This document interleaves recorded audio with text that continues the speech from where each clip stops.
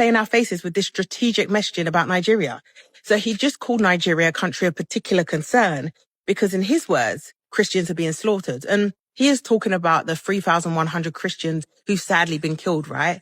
But we need to slow that right down because when you use faith like that and you ignore the Muslims dying too, it starts to feel like their lives don't count. And more than that, it hides what's actually driving the violence because do you really think that this is about religion? Anyway, I need you guys to stick with me so you can see what's actually going on here, right? It's the same conflict, same killers, and this isn't new. It's chaos that's been brewing for years. Armed groups, gunmen, rogue herders, all moving through gaps that the governments have failed to fill, right?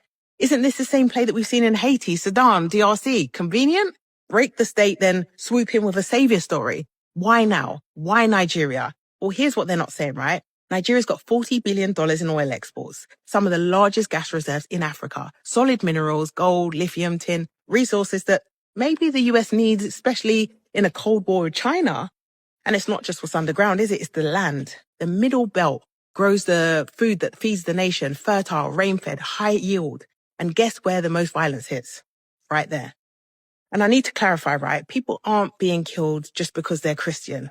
They're being killed because they're in the way. And many of them happen to be Christian because that's what it dominates that area, right? So this isn't just about faith. It's about land control, food and power. That same zone full of ginger farms, mineral-rich soil, and foreign players are circling. The Gates Foundation invested in smallholder farming, agri-tech, yield targets. This is not a conspiracy, right? This is public record.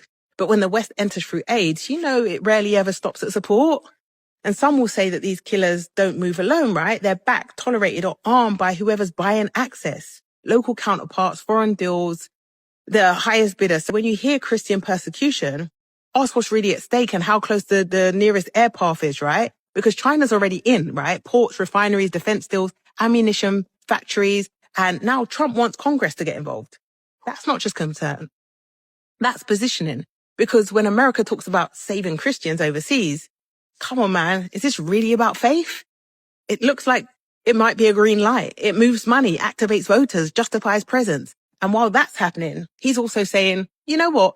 Maybe we should save Nigeria's best talent and make them come over and move to America. So which is it? Are you worried about the people dying? Or are you more concerned about scouting the ones who survive?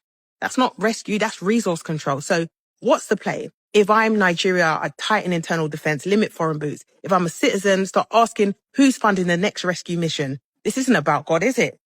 What is it about? Nigeria's rise, the deals, the land, the leverage. Have they made it too powerful to ignore? Anyway, let's talk. Is Trump really trying to play an